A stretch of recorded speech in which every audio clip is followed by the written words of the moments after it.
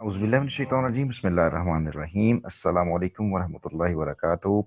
My dear students, this is the second lecture of active and passive voice. In the first lecture, we discussed about the sentences that can be changed into passive voice. We discussed about the mechanism, what type of sentences can be changed into passive voice. We also discussed that whether all kinds of tenses can be changed into passive voice or not. So, and we came to know that it is not possible for every sentence that needed to be uh, changed into passive voice. Only some specific types of questions can be changed into passive voice. For that, we need some kind of terminologies to understand, suppose, what is voice. And we talked about voice definition. Then we discussed about what is verb, and then we talk about doer and agent, active subject and passive subject. I'm just giving you overview. We have already done it in the previous video. You can watch it. The most important thing is that to understand is, can every type of sentence can every type of sentence be changed into passive voice? And our answer was that no, every type of sentence cannot be changed into passive voice. Only those sentences can be changed into passive voice that have an object with them. So two ways to see whether the sentence can be changed to passive voice or not. One is active subject and second is transitive verb. And sentence with transitive verb can be changed into passive voice, and otherwise we cannot change it. So we have done it already, so no need to talk about further. This is the thing that we need to talk about it. Suppose the teacher explained the issue. Here the teacher is a subject and explain is a verb and the issue is object. So this sentence can be changed to passive voice. But as far as this sentence is concerned, the teacher explains well. Here well is a word that answers the question how, but is not giving the answer what was explained. So here in this sentence, we don't have object, so this cannot be changed, but yes, this sentence can be changed. But in this video, we're not going to talk about further into it, but just we are concerned how we can change active into passive. That is the topic of today's video. So, sorry. Excuse me. Here we are going to talk about it. 5 simple steps to change active into passive voice. ठीक है जी, मैं switch over to Urdu. I'm just switching over to Urdu to make you better able to understand the concept. देखिए बेटा, जब भी आपके पास कोई एक सेंटेंस आएगा कि आपको कहा जाएगा एक्टिव से पैसिव करें या पैसिव से एक्टिव करें, आपको 5 सिंपल स्टेप्स अच्छी तरह से याद होने चाहिए। और उन 5 सेंटेंस को, सिंपल टॉपिक्स को अंडरस्टैंड करने के लिए आपको अच्छी तरह से पता होना चाहिए कि सब्जेक्ट क्या होता है, वर्ब क्या होता है और ऑब्जेक्ट क्या होता है, क्योंकि आपने इन तीनों चीजों को अच्छी तरह से एक्सप्लेन करना है। सब्जेक्ट जो है वो डूअर होगा, वर्ब एक्शन होगा और ऑब्जेक्ट जो है वो उस पर काम किया जा रहा होगा। वर्ब टेंस को रिलेट करेगा, सब्जेक्ट जो है वो बताएगा किसने काम किया और ऑब्जेक्ट किस पर काम हुआ। ये तीनों जब तक अगर आपको नहीं पता होंगे तो आप ये स्टेप भी नहीं कर सकते और एक्टिव से पैसिव भी चेंज नहीं कर सकते। सपोज देखिए जी, पहला हमारे पास सेंटेंस, पहला टॉपिक हमारे पास ये होगा, पहला पॉइंट ये है, the object of the active voice. The object of the active voice, ये जो एक्टिव वॉइस हमें सेंटेंस दिया होगा उसको, उसका जो ऑब्जेक्ट है वो becomes the subject of the passive voice. तो पैसिव वॉइस का क्या बन जाता है? सब्जेक्ट बन जाता है जी। ठीक है, ये पहला स्टेप याद कर लिया। दूसरा स्टेप ये है कि चेंज है helping according to the tense of the active voice, यानी इसको चेंज की बजाय यूज लिख लें, यूज हेल्पिंग वर्ब। यानी जो भी हमारे पास एक एक्टिव सेंटेंस होगा उसको जब हम पैसिव वॉइस में कन्वर्ट करने लगेंगे, तो पहला पॉइंट तो हमने कर दिया, पैसिव को जो है ना वो ऑब्जेक्ट को हमने सब्जेक्ट बना दिया। इसके बाद हमने हेल्पिंग वर्ब लाजमी लगाना है। अब हेल्पिंग वर्ब हमें कैसे पता चलेगा? ये हमें टेंस बताएगा। एक्टिव वॉइस का जो टेंस होगा उसके मुताबिक हम हेल्पिंग वर्ब यूज करेंगे। ठीक है, 2 स्टेप हो गए। तीसरा स्टेप हमारा ये है कि जो भी वर्ब एक्टिव वॉइस में दिया गया होगा उसको हमने थर्ड फॉर्म में चेंज कर देना है। Use always third form of the verb in the passive voice. चौथा सेंटेंस ये है कि चौथा पॉइंट ये है कि बाय हमने प्रेपोजिशन के तौर पर इस्तेमाल करना है, और बाय चूंकि प्रेपोजिशन है तो उसके बाद हमेशा ऑब्जेक्ट लगता होता है। तो ये ऑब्जेक्ट कहाँ से देंगे? ये जो एक्टिव वॉइस का सब्जेक्ट था वो यहाँ पर ऑब्जेक्ट के तौर पर आ जाएगा।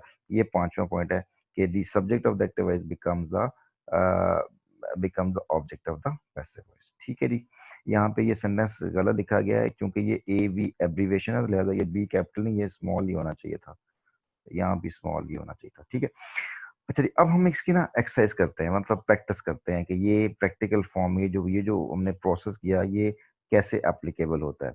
देखें जी, ये हमारे पास एक सेंटेंस आ गया, sir Tahir motivates his students. तो मैंने क्या कहा था कि आपको एक्टिव से पैसिव करने के लिए कितनी चीजें चाहिए, 3 चीजें। कौन कौन? ये देखें, सब्जेक्ट चाहिए, वर्ब चाहिए और ऑब्जेक्ट चाहिए। तो इसमें आप कैसे तलाश करेंगे कि सब्जेक्ट कौन सा है?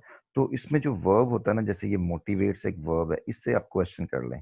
इससे क्वेश्चन करें हु मोटिवेट्स, तो हु का आंसर आपको आया सर ताहिर मोटिवेट्स। फिर इस मुझसे ये पूछें कि हुम या to whom sir Tahir motivates, तो सर ताहिर ने किन को मोटिवेट किया? तो आंसर क्या आया? हिज स्टूडेंट्स, अपने स्टूडेंट्स को। लिहाजा हु का आंसर देने वाला दुनिया का हर वर्ड सब्जेक्ट होगा और होम का आंसर देने वाला दुनिया का हर वर्ड ऑब्जेक्ट होगा। लिहाजा ये हमारे पास सब्जेक्ट आ गया, ये हमारे पास ऑब्जेक्ट आ गया और ये हमारे पास वर्ब है। अब इस वर्ब की देखें, एस और यस लगी हुई है, फर्स्ट फॉर्म लगी हुई है, इसका मतलब कि ये प्रेजेंट सिंपल टेंस है। तो ये इंफॉर्मेशन जब हमारे पास है और ये 5 स्टेप हमें आते हैं, हम उसको आसानी से पैसिव में चेंज कर लेते हैं। देखें, हे स्टूडेंट्स हमारा जो है ऑब्जेक्ट था, हमारा क्या रूल था जी कि उसको हमने क्या बनाना है, ऑब्जेक्ट, उसको इस ऑब्जेक्ट को पैसिव वॉइस बनाते वक्त हमने क्या करना है, सब्जेक्ट बनाना है उसको। ठीक है, तो ये जी हमारा टॉपिक नंबर, ये हमारा स्टेप नंबर 1। और स्टेप नंबर 1 के अंदर क्या हमने हे स्टूडेंट लगा दिया, यानी इसका जो ऑब्जेक्ट था इसका सब्जेक्ट बन गया। सेकंड स्टेप क्या था हमारे पास, याद करें जल्दी से, ये लिखा हुआ है use helping verb according to the tense of the active voice. तो एक्टिव वॉइस का टेंस कौन सा था? Present simple. और अगर प्रेजेंट सिंपल हो तो हम जो हेल्पिंग वर्ब यूज करते हैं, या तो वो इज होता है, या वो एम होता है, या वो आर होता है। इन तीनों में से कोई एक हेल्पिंग वर्ब हमने यहाँ पर जो है लिखना है। तो यहाँ पे हेल्पिंग कौन सा लिख सकते हैं? इज लिखेंगे, एम के आर? तो इससे हमने सब्जेक्ट से पूछना है, क्योंकि स्टूडेंट्स प्लूरल है, लिहाजा यहाँ पर आर आ जाएगा, तो स्टूडेंट्स आर हो गए। ठीक है, 2 स्टेप पूरे हो गए। तीसरा स्टेप क्या था? Always third form of the verb. Verb कौन सी है? मोटिवेट। तो मोटिवेट की थर्ड फॉर्म क्या होगी? मोटिवेटेड। ये थर्ड स्टेप हुआ, और थर्ड स्टेप के साथ हमने इसको यहाँ पे थर्ड मोटिवेट लगा दिया। चौथा स्टेप क्या था? बाय लगाना था फॉर्मूले का, ये हमने बाय प्रपोजिशन लगा दी। और उसके बाद जो इसका सब्जेक्ट था, एक्टिव वॉइस का जो सब्जेक्ट था, वो पैसिव वॉइस में आके क्या बन जाएगा? ऑब्जेक्ट बन जाएगा हमारा। ठीक है जी, ये हमारा सेंटेंस पूरा हो गया। अच्छा जी, अगर आप इसको फॉलो कर लें तो बेटा आपकी सारी जिंदगी अब जो है ना वो आसानी से मतलब एक्टिव पैसिव में प्रॉब्लम नहीं होगी आपको। हम एक और एग्जांपल लेते हैं। Sir Tahir teachers English. आप इससे फिर पूछें टीचर्स, हु टीचर्स, तो आपको क्या आंसर मिला? Sir Tahir teachers. फिर पूछें टीचर्स व्हाट, क्या पढ़ाया गया? इंग्लिश पढ़ाया गया। तो इसका मतलब ये है कि हु का आंसर देने वाला सब्जेक्ट होता है, व्हाट का आंसर देने वाला, और हुम का आंसर, हुम ही स्टूडेंट, यहाँ पे हुम का आंसर मिल रहा है, लेकिन यहाँ पे व्हाट का आंसर मिल रहा है। ठीक है ना, तो इसलिए हम यहाँ पे कहते हैं कि हु सब्जेक्ट, हुम ऑब्जेक्ट, या व्हाट ऑब्जेक्ट हो गया। ठीक है, तो हमने क्या किया कि ये जो ऑब्जेक्ट था इसको जब पैसिवस बनाया तो यहाँ पे क्या बन गया जी? उसका सब्जेक्ट बन गया, तो हमने लगा दिया इंग्लिश। सेकंड में हमने टीचर्स की जगह ये हेल्पिंग वर्ब लगाना है, तो इज आ जाएगा। क्यों इज आएगा? क्योंकि ये प्रेजेंट था। और उसके बाद तीसरा, टीच की थर्ड फॉर्म टीचर नहीं होती, टॉट होती है। बाय जो है ना प्रेपोजिशन लगेगा, और उसके बाद ऑब्जेक्ट सकता है लग जाएगा। ये इससे हमारा प्रोसेस है। ठीक है, तो इस प्रोसेस को जितनी अच्छी तरह याद कर लेंगे तो फिर हम आगे चलेंगे। लेकिन आगे हम ये देखते हैं कि अगर ये हमारे पास 5 सेंटेंस दिए हों, the teacher explain the issue, he the students forgot the lesson, the dog will eat the cat, almighty has enabled us to think, और ऑनेस्टी कैन प्रोवाइड सेटिस्फेक्शन। ये 5 सेंटेंस हैं, और ये भी 5 सेंटेंस हैं कि the teacher explains well, the students forgot all together. तो क्या कौन सा सेंटेंस चेंज हो जाएगा? ये वाला सेंटेंस चेंज हो जाएगा, क्योंकि एक्सप्लेन द इशू ऑब्जेक्ट मौजूद है, लेकिन यहाँ पे एक्सप्लेन्स वेल हाउ का आंसर मौजूद है, व्हाट का आंसर मौजूद नहीं है। तो हाउ का आंसर देने वाला एडवर्ब होता है, ऑब्जेक्ट नहीं होता, लिहाजा ये तो नहीं हो सकता। इसका भी पैसिवाइज, इन सबका ही पैसिवाइज नहीं हो सकता, लिहाजा हम इसको उड़ा देते हैं। ठीक है, किन का पैसिवाइज हो सकता है? पैसिवाइज हो सकता है इसका, the teacher explain the issue. इसको पैसिवाइज कैसे बनाना है? हमने फॉरन फॉर्मूले हमने याद कर लिए, 5 स्टेप हमें याद है। वो पहला स्टेप ये था कि द इशू ये ऑब्जेक्ट है, तो यहाँ पर आ क्या बन गया? इसका सब्जेक्ट बन गया। फिर हमने कहा कि हेल्पिंग वर्ब लगाना, तो हेल्पिंग वर्ब किससे पता चलेगा? एक्टिव वॉइस के टेंस से। तो एक्सप्लेन्स प्रेजेंट सिंपल है, तो यहाँ क्या लगा दिया हमने? इज लगा दिया। और अब एक्सप्लेन वर्ब थी तो थर्ड फॉर्म लग गया, एक्सप्लेन बाय प्रेपोजिशन लगा, और इसके बाद ऑब्जेक्ट लगाना है। ये जो द टीचर यहाँ सब्जेक्ट था, यहाँ पे क्या बन गया, ऑब्जेक्ट बन गया। ठीक है, इस तरह से the students forgot the lesson, आप इसको देख लें, फॉरगॉट पास्ट टेंस है, इसका मतलब ये है कि पास्ट टेंस में लगेगा वॉज या वर, और ये द लेसन ऑब्जेक्ट है, ये यहाँ पे सब्जेक्ट बन जाएगा, देखें द लेसन सब्जेक्ट बन गया। ठीक है, और ये हमने हेल्पिंग वर्ब यहाँ पे क्या लगा दिया, आर लगाया हुआ है। क्यों लगाया यहाँ पे भाई आर, हालांकि हमारा तो आर नहीं लगना चाहिए, क्योंकि ये फॉरगॉट, ये तो वर्ब की सेकंड फॉर्म है। भाई जब वर्ब की सेकंड फॉर्म लगी हो तो वर्ब तो पास्ट टेंस होता है, और पास्ट टेंस के लिए हेल्पिंग वर्ब जो है ना वो वॉज लगता है या वर लगता है, आर तो किसी सूरत में नहीं लगता। लिहाजा हम क्या करेंगे, द लेसन या तो वॉज लिखेंगे या वर, और आप अच्छी तरह से जानते हैं लेसन चूंकि प्लूरल है तो उसके साथ वर जो है वो लगता है। तो द लेसन्स वर फॉरगॉटन क्यों आया, क्योंकि फॉरगॉट की थर्ड फॉर्म कैसे होती है, फॉरगॉटन के साथ। The lessons were forgotten by preposition और द ऑब्जेक्ट के साथ हो गया। ठीक है, इसके बाद almighty has enabled us to think, इसमें हैज इनेबल्ड वर्ब है।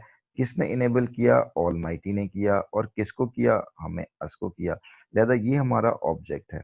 तो ये पैसिव वॉइस में जब हम कन्वर्ट किया इसको तो ये बन गया, ये अस ऑब्जेक्ट को जब किया तो क्या बन गया, वी बन गया। और ये जो हैज इनेबल्ड प्रेजेंट परफेक्ट है तो यहाँ पे क्या बन जाएगा, हैव बीन, इसका जो है वो हेल्पिंग में बनेगा। इनेबल की थर्ड फॉर्म इनेबल्ड होती है बाय प्रपोजिशन और ऑलमाइटी के साथ हो गया। ठीक है, इस तरह से ऑनेस्टी कैन प्रोवाइड सेटिस्फेक्शन, तो ऑनेस्टी कैन प्रोवाइड सेटिस्फेक्शन के अंदर ऑनेस्टी हमारा सब्जेक्ट है, सेटिस्फेक्शन हमारा ऑब्जेक्ट है, और कैन प्रोवाइड वर्ब है। तो सेटिस्फेक्शन हमने यहाँ देखा सब्जेक्ट के तौर पर, कैन को हेल्पिंग वर्ब में कैन बी में चेंज हो गया, प्रोवाइड की थर्ड फॉर्म प्रोवाइडेड होगी, बाय प्रपोजिशन ऑनेस्टी ऑब्जेक्ट लग गया। ठीक है, he will have eaten my lunch को चेंज करें जी, कैसे चेंज करेंगे मेरे साथ दीजिएगा जरा। विल हैव ईटन वर्ब हो गया, किसने ईट किया, ही ने, और क्या चीज किया, माय लंच को उसने खा लिया। ठीक है जी, ही विल हैव ईट, मेरा लंच खा चुका होगा क्योंकि मैं पानी पीने बाहर गया था तो पीछे से मेरा वो लंच खा गया। तो he will have eaten my lunch, तो इसको मैं पैसे में जब कहूंगा कि मेरा लंच जो है वो खा लिया गया था, तो मैं क्या करूंगा, हमने फॉर्मूला अच्छी तरह से याद कर लिया है कि ये ऑब्जेक्ट है, ये सब्जेक्ट है, अब मैंने इसको चेंज कर देना है। तो यहाँ पे क्या लिखूंगा जी, माई लंच, ये हमारा पहला पॉइंट हो गया। इसके बाद हमने क्या लगाना था, जल्दी से बोलिए, हेल्पिंग वर्ब लगाना था। तो हेल्पिंग वर्ब लगाने में क्या हेल्पिंग वर्ब लगाऊंगा, इसके लिए मैं एक्टिव वॉइस का टेंस देखूंगा। तो विल हैव ईटन चूंकि फ्यूचर परफेक्ट था, तो फ्यूचर परफेक्ट जो है ना, विल हैव ईटन चेंज होता है, विल हैव बीन ईटन में चेंज हो जाएगा। विल हैव बीन ईटन में चेंज होगा, विल हैव बीन ईटन के अंदर। और बाय जो है वो उसका क्या लग जाएगा, प्रपोजिशन, और ही किस में चेंज हो जाएगा, हिम में चेंज हो जाएगा, क्योंकि ये ऑब्जेक्ट बन जाएगा। ठीक है जी, तो ये है इसका तरीकेकार इसको चेंज करने का। ठीक है, तो my lunch will have been eaten by him के साथ लग जाएगा। ठीक है जी, अच्छा ये तीन जो पॉइंट नीचे आए हैं, ये है कि अब आपको सबसे इंपॉर्टेंट चीज क्या चाहिए मास्टरी हासिल करने के लिए सर, आपको तीन चीजों की बड़ी जरूरत है। एक तो ये कि आपको पता चले कि प्रोनाउंस कैसे जो है चेंज होते हैं। जैसे यहाँ पे मैंने ही की जगह क्या कर दिया, ही की जगह पे मैंने क्या लगाया, यहाँ मैंने हिम लगा दिया। क्यों हुआ, ही सेम क्यों हुआ, क्योंकि यहाँ पे ये ही सब्जेक्ट था और यहाँ पे ऑब्जेक्ट था। तो इसके में केसेस ऑफ प्रोनाउन का पता होना बहुत जरूरी है, केसेस ऑफ प्रोनाउन। तो हम इसको एक सेपरेट जो है ना वो क्लास में पढ़ेंगे कि केसेस ऑफ प्रोनाउन क्या होते हैं। दूसरा बड़ी इंपॉर्टेंट चीज, हमें हेल्पिंग वर्ब का पता होना चाहिए कि कौन सा टेंस है तो कौन सा हेल्पिंग वर्ब लगना है, इसके बगैर बात ही नहीं बनेगी। तो इसके लिए हमें टेंसेस अच्छी तरह से पता होने चाहिए। तीसरा हमें ये पता चलना चाहिए कि वर्ब की forms first second third form कैसी होती है। तो ये तीन बेटा जी जब तक चीजें आपके पास नहीं होंगी, ये पांच स्टेप आप आसानी से सॉल्व नहीं कर सकते। ठीक है, तो हम आज की वीडियो को यहीं खत्म करते हैं। ये केसेस ऑफ प्रोनाउन है, ये हम अगली नशिस्त के अंदर, अगली वीडियो के अंदर हम इसको डिटेल से पढ़ेंगे। तो आज के लिए बेटा जी आपने ना मुझे अच्छी तरह से यकीन दहानी करा दें कि आपको ये पांच स्टेप्स जो हमने यहाँ पढ़े हैं, ये वाले जो पांच स्टेप हमने ये जो पांच स्टेप ने पढ़े, एक the object of active voice, इसको आप मुझे गारंटी दे दें कि आपको ये अच्छी तरह समझ लग गया। अगर आपको ये जितनी अच्छी तरह समझ लगा तो फिर आपको ये आइडिया भी पता चलेगा कि ये जो तीन बेसिक चीजें हमने पढ़ी थी, ये तीन चीजें क्या चीजें पढ़ी थी हमने, कि प्रोनाउन कैसे चेंज होंगे, हेल्पिंग वर्ब कैसे चेंज होंगे, और फॉर्म ऑफ वर्ब कैसे चेंज होगी। तो फिर हम जो है ये अगले वीडियो के अंदर ये चीजें डिटेल से पढ़ेंगे कि कैसे प्रोनाउन कैसे होते हैं, हेल्पिंग वर्ब टेंस कौन सा होता है, हेल्पिंग वर्ब कौन सा लगता है, और उसके बाद फिर हम जो है ना वो प्रैक्टिस करेंगे ताकि अच्छी तरह से हमें एक्टिव पैसिव क्लियर हो जाए। ठीक है जी, थैंक यू वेरी मच, आज के लिए इतना ही काफ़ी है, और आई होप सो कि आपने इसको एंजॉय किया होगा और इसको याद भी कर लिया होगा। Thank you very much, see you next in